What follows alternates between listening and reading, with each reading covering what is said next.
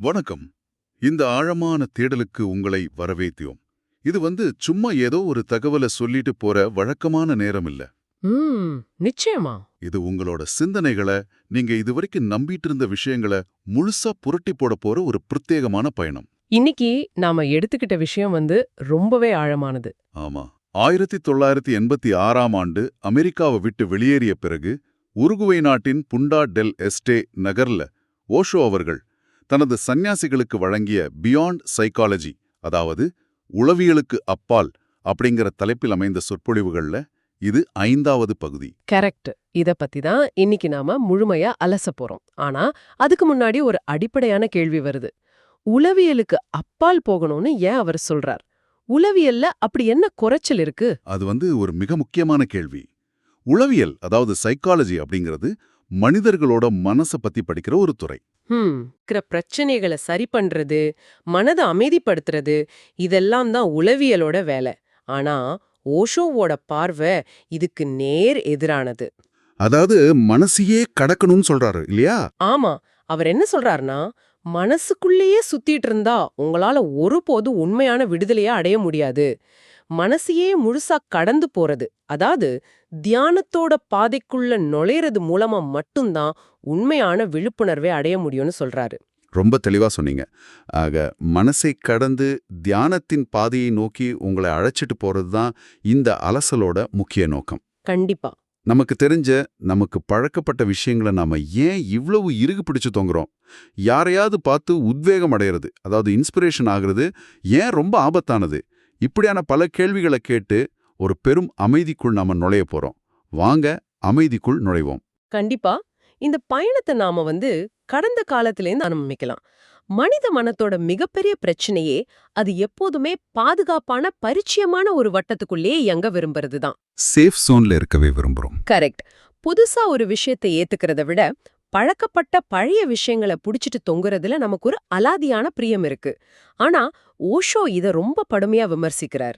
தெரிந்த விஷயங்கள் அப்படிங்கிறது அடிப்படையில இறந்து போன கடந்த காலம்னு அவர் சொல்றார். ஒரு நிமிஷம், இங்க நான் ஒரு கேள்வியை கேட்க விரும்புறேன். கடந்த காலம் அப்படிங்கிறது நம்மோட அனுபவம் இல்லையா?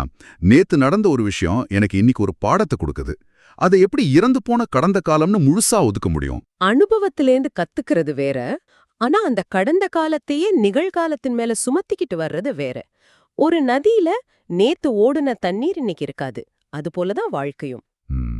புரியுது. ஒரு பயங்கரமான வார்த்தையை பயன்படுத்துறாரு. என்ன வார்த்தை அது?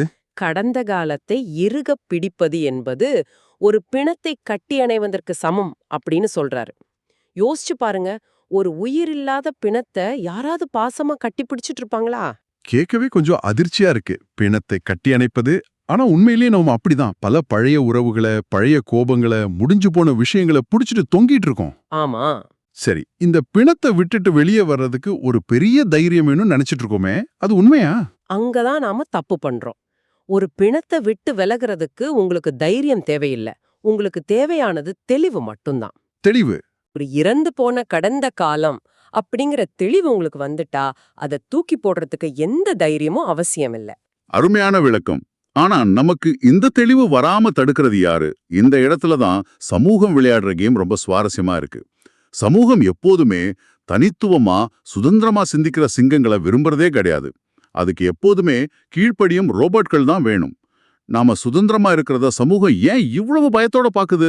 ஏன்னா சுதந்திரமா சிந்திக்க தெரிஞ்ச மனிதர்களை கட்டுப்படுத்துறது ரொம்ப கஷ்டம்.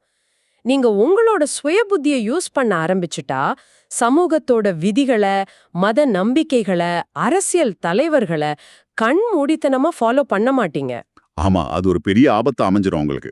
அதனால சமூகம் ரொம்ப சாமர்த்தியமா செயல்படுது. அது உங்ககிட்ட நேரடியாக நீ ஒரு கோழையாக இரு, நான் சொல்றத மட்டும் கேளு அப்படின்னு சொல்லாது. பின்னாடி இருந்து இயக்கம். கரெக்ட். அதுக்கு பதிலா பாரம்பரியம், பண்பாடு, எச்சரிக்கையாக இரு, முன்னோர்களின் அறிவாற்றல், இப்படி பல அழகான கவர்ச்சியான வார்த்தைகளை பயன்படுத்தும். பல்லாயிரம் ஆண்டுகால பழக்க வழக்கங்களை எதிர்த்து நீ ஒரு சாதாரண மனுஷன் என்ன செஞ்சிட முடியும்னு உங்களை நம்ப வைக்கும். இதன் மூலமா உங்களுக்கே தெரியாம உங்களை ஒரு கோழையா கூட்டத்துல ஒருத்தரா மாத்திடுது.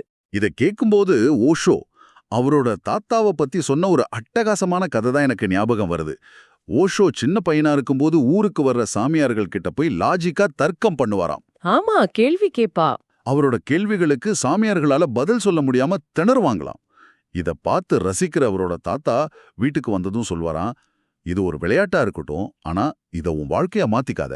ம். இந்த உலகத்தை எதிர்த்து போராடாத, நீ தோற்று போவ அப்படின்னு. அவர் இறக்குற தருவாயில கூட இதே அட்வைஸ தான் ஓஷோக்கு கொடுத்திருக்காரு. ஆமா, தாத்தாவோட அந்த அறிவுரை ஒரு சராசரி மனிதனோட பயத்திலிருந்து வந்தது. உலகத்தை எதிர்த்து நிக்கிறது முட்டாள்தனமா அப்படிங்கிற ஒரு பெரிய கேள்வியை இது எழுப்புது. இதுக்கு ஓஷோ கொடுத்த பதில் தான் ரொம்ப ஆழமானது. அவர் என்ன சொன்னார்? அவரு தான் தாத்தா கிட்ட கேக்குறார், நீங்க உலகம் போன பாதையிலேயே போனீங்களே, உலகத்தோட சேர்ந்திருந்து நீங்க என்ன சாதிச்சீங்க, உங்களோட வெற்றி என்ன அப்படின்னு. அது ஒரு சம்மட்டி அடி மாதிரி இருந்திருக்கும். கண்டிப்பா. ஓஷோவோட பாயிண்ட் என்னன்னா, உலகத்தோட சேர்ந்து சமரசம் பண்ணிக்கிட்டு வாழ்றது உண்மையான வாழ்க்கையே கிடையாது. உண்மையின் பக்கம் நின்னு நாம தோத்து போனா கூட அது நமக்கு வெற்றி தான். அது நமது சொந்த போராட்டம். ஆமா, வெற்றி தோல்வி அப்படிங்கறத விட நாம நம்புற ஒரு உண்மைக்காக, நமது சொந்த குரலுக்காக நிமிர்ந்து நிக்கிறது தான் வாழ்க்கையோட நிஜமான திருப்தி. இதை கேக்குற நீங்க கொஞ்சம் யோசிச்சு பாருங்க. ம். உங்க ஆபீஸ்ல, உங்க வீட்ல, சமூகத்துல பிரச்சனை வந்துடக்கூடாதுன்னு எத்தனை முறை உங்க மனசுக்கு சரின்னு பட்ட விஷயத்த சொல்லாம மத்தவங்களுக்காக தலையாட்டி இருப்பீங்க. அப்படி சமரசம் செய்யும் ஒவ்வொரு முறையும் உங்களுக்குள்ள இருக்கிற அசல் மனிதன் கொஞ்சம் கொஞ்சமா செத்துக்கிட்டே இருக்கான். ரொம்ப உண்மையான வார்த்தைகள். சரி, இப்படி செத்துக்கிட்டே இருக்கிறத நிறுத்திட்டு நாம தனித்துவமா வாழணும்னா என்ன பண்றது? யாரையாவது ஒருத்தர ரோல் மாடலா முன்மாதிரியா எடுத்துக்கலாமா? அங்கதான் பிரச்சனை ஆரம்பிக்குது. ஆமா, இந்த இடத்துல தான் எனக்கு மிகப்பெரிய அதிர்ச்சி காத்துக்கிட்டு இருந்துச்சு. உத்வேகம், அதாவது இன்ஸ்பிரேஷன் பெறுவது ஒரு சாபம் அப்படின்னு ஓஷோ ரொம்ப அதிரடியா சொல்றார். ஒரு நிமிஷம், இது எப்படி சாத்தியம்? அது கொஞ்சம் முரணா தெரியும். ஆமா, சின்ன வயசுல இருந்தே அப்துல் கலாம் மாதிரி ஆகணும், காந்தி மாதிரி ஆகணும்னு மத்தவங்கள பார்த்து இன்ஸ்பயர் ஆகிறது ஒரு நல்ல விஷயம்னு தானே நமக்கு சொல்லி கொடுத்துருக்காங்க. யாரையாவது பார்த்து உத்வேகம் அடைகிறது எப்படி தப்பாகும்? இது ஒரு நியாயமான சந்தேகம். உலகம் முழுக்க நாம நம்பிட்டு வர்ற ஒரு பெரிய மாயை இதுதான். உத்வேகம் அப்படிங்கிறது ஏன் ஆபத்தானதுன்னா, ஒருத்தரை பார்த்து நீங்க இன்ஸ்பயர் ஆகும்போது முதல்ல அவங்கள ஃபாலோ பண்ண ஆரம்பிக்கிறீங்க. பின்பற்றோம். அதுக்கப்புறம் அவங்கள அப்படியே இமிட்டேட் பண்ண, அதாவது காப்பி அடிக்க ஆரம்பிக்கிறீங்க. அவங்க எப்படி பேசுறாங்க, எப்படி நடக்கறாங்கன்னு பார்த்து உங்கள அறியாமலேயே அவங்களோட வெறும் நகலா, ஒரு கார்பன் காப்பியா மாறிடுறீங்க. ஆமா. இந்த ப்ராசஸ்ல உங்களுக்குள்ள இயற்கையா இருக்கிற உங்களோட சொந்த தனித்துவம் முழுமையா அழிக்கப்பட்டுடுது. ஓ, இப்போ புரியுது. அதாவது நான் நானா இருக்கிறத விட்டுட்டு வேறொருத்தர் மாதிரி நடிக்க ஆரம்பிச்சிடுறேன். என்னோட ஒரிஜினாலிட்டி அங்கேயே செத்து போயிடுது. மிகச்சரி. வரலாற்றை கொஞ்சம் உற்று கவனிச்சு பாருங்க. உலகம் கொண்டாடும் மாபெரும் மனிதர்களான புத்தரோ சாக்ரட்டிஸோ தங்களுக்குன்னு எந்த ஒரு குருவையும் வச்சுக்கல. அவங்க யாரிடமிருந்தும் உத்வேகம் பெறவும் இல்ல. அவங்க அவங்களாவே இருந்தாங்க. ஆமா, புத்தர் புத்தராகவே இருந்தார், சாக்ரட்டிஸ் சாக்ரட்டிஸாகவே இருந்தார். அதனாலதான் அவங்களால உலகத்தை ஈர்க்க முடிஞ்சது. அவங்க தங்களோட அசல் முகத்தை, ஒரிஜினல் கேரக்டரை அப்படியே தக்க வச்சுக்கிட்டாங்க, பண்றாங்க. ஆனா அவங்களால இன்னொரு புத்தரா மாற முடியுதா? கிடையாது. ஏன்னா புத்தரோட காலணிகள் மத்தவங்களுக்கு பொருந்தாது. ஒவ்வொருத்தரும் தமக்கான அளவை, தமக்கான பாதைய தாங்களே தான் தேடி கண்டுபிடிக்கணும். இது விளக்குறதுக்கு ஒரு ரொம்ப சுவாரஸ்யமான, அதே சமயம் கொஞ்சம் பயமுறுத்துற மாதிரியான ஒரு கதையை ஓஷோ சொல்றார். ஆப்ரஹாம் லிங்கன் இறந்து 100 வருஷம் ஆனதை முன்னிட்டு ஒரு நாடகத்துக்காக ஒரு நடிகரை தேர்வு பண்றாங்க. ஆமா, அந்த நடிகர் பார்க்கறதுக்கு அப்படியே லிங்கன் மாதிரியே இருப்பார். கரெக்ட். அவர் ஒரு வருஷம் முழுசும் மேடையில ஆப்ரஹாம் லிங்கனாவே வாழ்றார். லிங்கன் எப்படி நடப்பாரோ அப்படியே காலை இழுத்து இழுத்து நடத்துறது, அவர் பேசுற மாதிரியே பேசுறதுன்னு 24 மணி நேரமும் லிங்கனாவே மாறிடுறார். ஒரு வருஷம் கழிச்சு அந்த நாடகம் முடிஞ்ச பிறகும் அவரால் அந்த கேரக்டர்ல இருந்து வெளியவே வர முடியல. நாடகம் முடிஞ்சும் அவர் லிங்கன் மாதிரியே காலை இழுத்துக்கிட்டே நடக்கிறார். அவர் மனைவி எவ்வளவோ சொல்லியும் அவர் தன்னோட பழைய நிஜமான கேரக்டருக்கு திரும்பவே இல்லை. அந்த நடிகரோட உளவியல் நிலைய நாம கொஞ்சம் ஆழமா கவனிக்கணும். அவர் ஒரு வருஷம் முழுசும் ஆயிரக்கணக்கான முறை ஆப்ரஹாம் லிங்கனாவே வாழ்ந்து தூங்கி கனவு கண்டிருக்கார். ஆமா. அவர் மனைவி பயந்து போய் ஒரு மருத்துவரை கூட்டிட்டு வராங்க. அந்த மருத்துவர் அந்த நாடகத்தை மறந்துடுங்க, நீங்க சாதாரண மனுஷன்தான் அப்படின்னு சொன்னப்போ அந்த நடிகர் எந்த நாடகம் அப்படின்னு கேக்குறாரு. அவரோட நிஜ முகமே மறந்து போச்சு. அதான் அவர் போட்டிருந்த அந்த லிங்கன் முகமூடி அவரோட நிஜ முகத்தையே முழுசா விழுங்கிடுச்சு. அந்த நாடக கதாபாத்திரம் அவருடைய நிஜ அடையாளத்தை முற்றிலுமா அழிச்சிடுச்சு. அவர் தன்னையே தொலைச்சிட்டார். ரொம்ப பரிதாபமான நிலை. இது ஏதோ அந்த ஒரு நடிகருக்கு மட்டும் நடந்த பிரச்சனைன்னு நினைச்சிடாதீங்க. உலகத்துல இருக்கிற பெரும்பாலான மனிதர்களோட நிலைமை இதுதான். இதை நாம 2024க்கு பொருத்தி பார்த்தோம்னா ரொம்பவே பயமா இருக்கு. இன்னைக்கு சோஷியல் மீடியால நாம ஒரு இன்ஃப்ளூயன்சரை பார்க்குறோம். அவங்க போடுற ட்ரெஸ், அவங்க சாப்பிட்ற சாப்பாடு, அவங்க பேசுற ஸ்டைல் எல்லாத்தையும் நாமளும் அப்படியே காப்பி அடிக்க முயற்சி பண்றோம். நிச்சயமா நாமும் ஏதோ ஒரு நாடகத்தை தான் தினமும் நடிச்சிட்டு இருக்கோமா? 100% உண்மை. சமூகத்தோட பல முகமூடிகளை நாம தினமும் மாட்டிட்டு தான் சுத்துறோம். பிறப்பால் எந்த ஒரு குழந்தையும் கிறிஸ்தவனோ ஹிந்துவோ முஸ்லாமியனோ கிடையாது. அந்த பிஞ்சு முகத்தின் மேல நாம மெதுவா மதத்தோட முகமூடிகளை, சமூகத்தோட அடையாளங்களை மாட்டி விடுறோம். உண்மைதான். ஒரு டாக்டர் தன் குழந்தைக்கு மருத்துவ அறிவை உயிரியல் ரீதியா, அதாவது பயாலஜிக்கலா மரபணுக்கள் மூலமா கடத்த முடியுமா? முடியாது. அவர் படிச்சுதான் அந்த அறிவை வாங்கணும். ஆமா, அது ஜீன்ல வராது. அப்படி இருக்கும்போது ஒருத்தரோட மதத்தையும் ஆன்மீகத்தையும் எப்படி பிறப்பால கடத்த முடியும்? ஆனா சமூகம் இந்த ஒரு பெரிய ஏமாற்று வேலையை தொடர்ந்து செஞ்சுட்டே வருது. மக்கள் தாங்கள் பிறந்தப்ப மாட்டிவிடப்பட்ட அந்த போலியான அடையாளங்களை உண்மைன்னு நம்பியே வாழ்ந்து சாகுறாங்க. அந்த நடிகர் மாதிரி. கரெக்ட். அந்த லிங்கன் நடிகர் எப்படி ஒரு போலி அடையாளத்தை நம்பி தன் வாழ்க்கையை தொலைச்சாரோ, அப்படிதான் பெரும்பாலான மக்களும் போலியான சமூக அடையாளங்களோடு தங்களை தொலைச்சிட்டு வாழ்றாங்க. இது எனக்கு சாக்ரட்டிஸோட அந்த புகழ்பெற்ற வாக்கியத்தை ஞாபகப்படுத்துது. உன்னை நீ அறிவாய், அதாவது நோ தை செல்ஃப். தன்னை அறிதல் அப்படிங்கறத பத்தி தான் உலகத்துல இருக்கிற எல்லா தத்துவங்களும் பேசுது. கரெக்டா சொன்னீங்க. ஆனா இங்கதான் ஓஷோ ஒரு மிக முக்கியமான திருத்தத்தை சொல்றார். உன்னை நீ அறிவாய் அப்படிங்கறத விட நீ நீயாக இரு, அதாவது பி தை செல்ஃப் அப்படிங்கறது தான் ரொம்ப ரொம்ப அவசியம். ஆமா, அது ரொம்ப ஆழமான ஒரு பாயிண்ட். நீங்க நீங்களா இல்லாம சமூகம் மாட்டி விட்ட ஏதோ ஒரு முகமூடியோட இருக்கும்போது உங்களை நீங்க அறிய முயற்சி பண்ணா என்ன நடக்கும்? நீங்க தெரிஞ்சுக்க போறது உங்கள அல்ல, நீங்க போட்டுக்கிட்டு இருக்கிற அந்த நாடக கதாபாத்திரத்தை, அந்த முகமூடியத்தான் தெரிஞ்சுக்குவீங்க. அதாவது அந்த லிங்கன் நடிகர மாதிரி. கரெக்ட். அதனால உங்களை அறிவதற்கு முன்னாடி நீங்களா மாறுறது தான் ஆன்மீகத்தோட அல்லது சுய தேடலோட முதல் படி. அருமை. சரி, இப்ப நாம கொஞ்சம் வேற ஒரு விஷயத்துக்கு போவோம். மத்தவங்கள காப்பி அடிக்கிறது எவ்வளவு ஆபத்துன்னு பார்த்தோம். ஆனா மத்தவங்களோட மனசை பத்தி படிக்கிற, அவங்களுக்கு அட்வைஸ் பண்ற தெரபிஸ்ட், அதாவது உளவியலாளர்கள் பத்தி ஒரு அட்டகாசமான விமர்சனம் இந்த வரையில வருது. ஆமா, அது ஒரு மிக முக்கியமான பகுதி. ஓஷோவோட ஆசிரமத்துல இருந்த உளவியலாளர்கள் தங்களுக்குள்ளேயே எப்படி ஒரு பெரிய ஈகோவை வளர்த்துக்கிட்டாங்க அப்படிங்கறத பத்தி ரொம்ப சுவாரஸ்யமா பேசியிருக்கார். அது மனித ஈகோவோட ஒரு உச்சகட்ட வெளிப்பாடுன்னு தான் சொல்லணும்.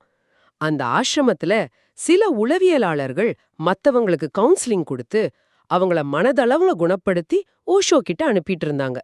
ஆனா ஒரு கட்டத்துல அந்த உளவியலாளர்களுக்கு என்னாச்சுன்னா, அறிவு அப்படிங்கிற மிகப்பெரிய திரை அவங்க கண்களை மறைச்சிடுச்சு. அந்த நாலேஜ் அவங்களுக்கு ஒரு ஈகோவை கொடுத்துருச்சு. ஆமா, மத்தவங்களோட மனச ஆராய்ந்து தங்களுக்குள்ளும் ஒரு பெரிய ஈகோவை அவங்க வளர்த்துக்கிட்டாங்க. நாம ரொம்ப பெரிய அறிவாளிகள், நாம மாஸ்டரோட வேலைக்கு பெரிய அளவுல உதவி பண்றோம் அப்படிங்கிற ஈகோ அது. இத நாம இப்ப இருக்கிற சூழலோட ஒப்பிட்டு பார்க்க தோணுது. இன்னைக்கு சில பேர் 2 செல்ஃப் ஹெல்ப் புத்தகங்களை படிச்சுட்டு, சில பாட்காஸ்ட்களை கேட்டுட்டு தங்களுக்கு வாழ்க்கையை பத்தின எல்லாமே தெரிஞ்சிடுச்சுன்னு நினைச்சுப்பாங்க. ஆமா, உடனே அட்வைஸ் பண்ண ஆரம்பிச்சிருவாங்க. கரெக்ட்.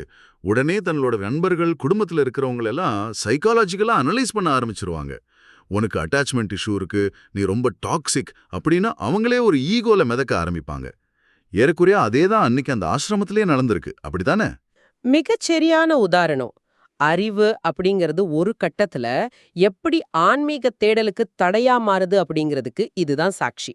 அவங்க தங்களோட சொந்த மனசை பார்க்காம மத்தவங்கள சரி பண்றதுலயே குறியா இருந்தாங்க. ஓஷோ ஒரு கட்டத்துல கருணையின் காரணமா அவங்கள பார்த்து நீங்கள் என் நண்பர்கள் அப்படின்னு சொன்னார். ஆனா இவங்க என்ன பண்ணாங்க, தங்களோட ஈகோ காரணமா அதை அப்படியே சீரியஸா எடுத்துக்கிட்டு தங்களை ஓஷோவிற்கு இணையான மாஸ்டர்களாகவே கற்பனை செஞ்சுக்கிட்டாங்க. அதாவது மத்தவங்களுக்கு வழிகாட்டணும்னு நினைச்சுக்கிட்டு தங்களோட சொந்த தேடலையே அவங்க கோட்டை விட்டுட்டாங்க. அவங்க மத்தவங்களோட ஃபர்னிச்சரை சரி பண்ற தச்சர்களா இருந்திருக்கிறாங்க. ஆனா அவங்களோட சொந்த வீடே தீப்பிடிச்சு எரியறத அவங்க கவனிக்கல.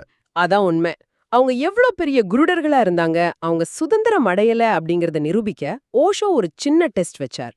நீங்கள் இப்போது சுதந்திரமானவர்கள், நீங்க போட்டிருக்கிற மாலையையும் சிவப்பு உடையையும் இப்போதே கழற்றி விடலாம் அப்படின்னு சொன்னார். உடனே இவங்க எல்லாரும் அதை கழட்டி போட்டாங்க.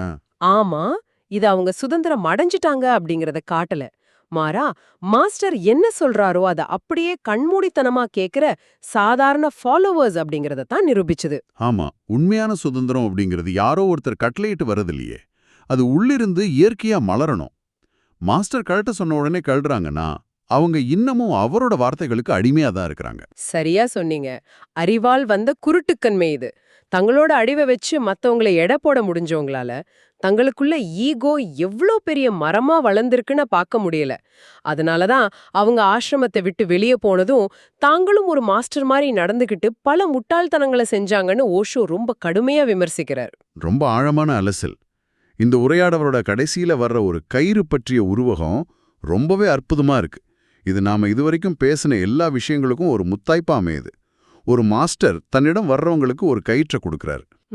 அந்த கயிற்றை வச்சு அவங்க என்ன பண்றாங்க அப்படிங்கறதா அவங்களோட வாழ்க்கையை முடிவு பண்ணுது. அந்த உருவகம் ரொம்ப ஆழமானது. மாஸ்டர் கொடுக்கற அந்த கயிற்றை வச்சு நீங்க ரொம்ப சந்தோஷமா ஸ்கிப்பிங் விளையாடலாம். அதாவது இந்த வாழ்க்கைய ரொம்ப இலகுவா தியானத்தன்மையோட ஒரு பெரிய கொண்டாட்டமா மாத்திக்கலாம். அல்லது உங்களோட ஈகோ, நீங்க படிச்ச அறிவு, மத்தவங்கள காப்பி அடிச்சு நீங்க போட்டிருக்கிற முகமூடிகள், இதையெல்லாம் வச்சு அந்த கயிற்றை ஒரு தூக்கு கயிறா மாத்தி உங்களையே நீங்க தூக்கிலிக்க கொள்ளவும் பயன்படுத்தலாம். ரெண்டுக்குமே வாய்ப்பு இருக்கு. மாஸ்டர் வெறும் கயிற்றை மட்டுமே தர்றார். அதை வச்சு நீங்க ஆடுறதும் தூக்கு போட்டுக்கிறதும் முழுசா உங்க கையில தான் இருக்கு. என்ன ஒரு பிரமாதமான சிந்தனை பயணம் இது. நாம இந்த ஆழமான அலசலோட இறுதி கட்டத்துக்கு வந்துட்டோம். இன்னைக்கு நாம விவாதிச்ச கருத்துக்களை கொஞ்சம் சுருக்கமா பார்த்தோம்னா, முதல்ல கடந்த காலத்து ஒரு பிணம் மாதிரி கட்டி அணைக்கிறத நிறுத்திட்டு தெளிவோட நிகழ்காலத்துல வாழ பழகணும். கரெக்ட். ரெண்டாவது, உத்வேகம் என்ற பெயரில் மத்தவங்கள அப்படியே காப்பி அடிச்சு ஒரு ஜெராக்ஸ் காப்பியா மாறுறத விட்டுட்டு போலியான முகமூடிகளை கிளற்றி எறிந்துவிட்டு நீங்களா இருக்கணும். மூணாவது, மத்தவங்களை எடை போடுற அறிவு எப்படி நமக்குள்ளேயே ஒரு பெரிய ஈகோவை வளர்த்து நம்ம கண்களை மறைக்கும் அப்படிங்கறத உளவியலாளர்களோட உதாரணம் மூலமா பார்த்தோம். ஆமா, இந்த ஒட்டுமொத்த உரையாடலோட சாராம்சம் என்னன்னா, சுதந்திரம் அப்படிங்கறத உங்களுக்கு வெளியில இருந்தே யாரோ உங்களுக்கு கொடுக்கற ஒரு பொருள் கிடையாது.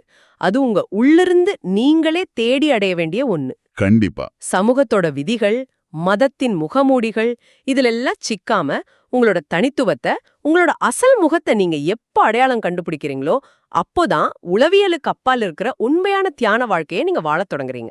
சூப்பர். இந்த அலசலை முடிச்சுட்டு போறதுக்கு முன்னாடி இதை கேட்டுக்கிட்டு இருக்க உங்களுக்காக ஒரு முக்கியமான கொஞ்சம் ஆழமான கேள்வியை நாங்க விட்டு செல்றோம். இன்னைக்கு காலையில எழுந்ததிலிருந்து இப்போ வரைக்கும் நீங்க பல முகமூடிகளை மாட்டியிருப்பீங்க. ஆமா, எத்தனையோ முகமூடிகள். உங்க பாஸ்க்காக ஒரு முகமூடி, உங்க குடும்பத்துக்காக ஒரு முகமூடி, இந்த சமூகம் உங்களை நல்லவன் சொல்லணுங்கிறதுக்காக ஒரு முகமூடின பல நாடகங்களை நீங்க ஆடிட்டு இருக்கீங்க. அந்த ஆப்ரஹாம் லிங்கன் நாடக நடிக்கிற போல இத்தனை முகமூடிகளுக்கு பின்னாடி இருக்கிற உங்களோட உண்மையான அசல் அடையாளம் என்னன்னு உங்களுக்கு தெரியுமா? ரொம்ப முக்கியமான கேள்வி இது. அந்த உண்மையான முகத்தை நீங்க என்றாவது ஒரு நாள் தொலைச்சிருக்கீங்களா? இன்னைக்கு ராத்திரி கண்ணாடி முன்னாடி நின்னு உங்களையே இந்த கேள்வியை கேட்டு பாருங்க. கண்டிப்பா கேட்டு பாருங்க. இவ்ளோ நேரம் கேட்டதுக்கு ரொம்ப நன்றி. ஆமா, ரொம்ப நன்றி. இந்த Tamil voice reach channel monetisation இல்லாம தான் நடக்குது. உண்மைதான். இந்த ஆடியோ புத்தகம் உங்களுக்கு பயன் தருது என்று நினைத்தால் இந்த முயற்சி தொடர்ந்து போக உங்கள் ஆதரவு மிகவும் உதவும். நிச்சயமா. என்னுடைய இந்த முயற்சிக்கு நன்கொடை அளிக்க விருப்பம் இருந்தால் டிஸ்கிரிப்ஷன்ல கொடுக்கப்பட்டுள்ள UPI ID மூலம் வழங்கலாம். உங்களால் முடிந்த அளவு போதும். சிறிய ஆதரவும் பெரிய உதவிதான். இந்த வீடியோ உங்களுக்கு பயனுள்ளதாக இருந்தால் சப்ஸ்கிரைப் பண்ணுங்க. மற்றவர்களுக்கும் பகிர்ந்து கொள்ளுங்கள். இந்த கருத்துக்கள் அவர்களுக்கும் தேவையாக இருக்கலாம். லைக் பண்ணுங்க. உங்க கருத்துக்களை கமெண்ட்ல பகிருங்க. மனப்பூர்வமான நன்றி. நன்றி. வணக்கம்.